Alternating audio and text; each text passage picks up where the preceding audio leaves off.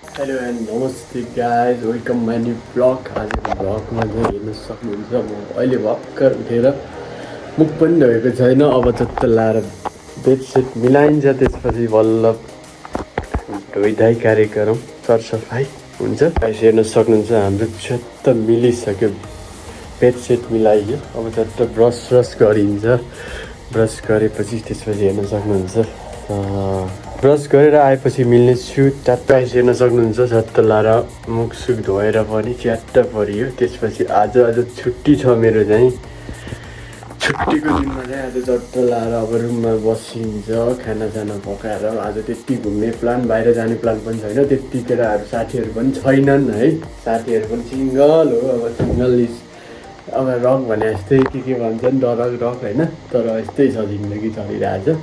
आज चाहिँ धेरै आफ्टर लङ टाइम पछि चाहिँ आज भ्लगमा आइरहेको छु है। आफूलाई पनि अलिकति त्यो डेली रुटिन नहुँदाखेरि अलिकति गाह्रो हुँदो रहेछ भ्लगमा आउनको लागि पनि है। अब डेली रुटिन गर्नेछु भन्ने मलाई आइरहेको छ, गर्नेछु भन्ने मेरो आशा छ।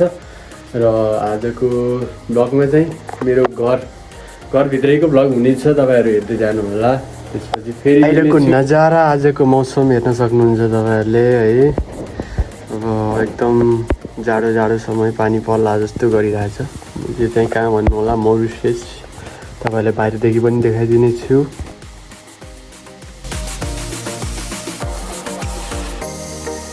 है मरिसियसमा चाहिँ चट्ट पानी पर्न लाग्यो क्या। बाहिरको मौसम चाहिँ यस्तो छ अहिले चाहिँ जाडो समय छ, पानी पनि एकदमै परिरहेको छ। म चाहिँ एउटा सानो गाउँ जस्तोमा छु अहिले हालै है। तर फेरि कहाँ लान्छ कम्पनीले, कस्तो गर्ने हुन्छ भन्ने कुरो थाहा छैन है। अब फेरि कहाँ लान्छ हेर्न सक्नुहुन्छ। यहाँको मौसम यस्तै छ है। डाँडा पनि हेर्न सक्नुहुन्छ, त्यति डाँडा देखिरहेछ है गाइस। डाँडा पनि एकदमै छ, सानो छ तर पनि। हेलो गाइस, आजको भिडियो चाहिँ म यति नै गर्नेछु। मेरो आज छोटो मोटो मिनी भ्लग हो आजको है। यति भन्दैमा फेरि अर्को भिडियोमा मिल्नेछु।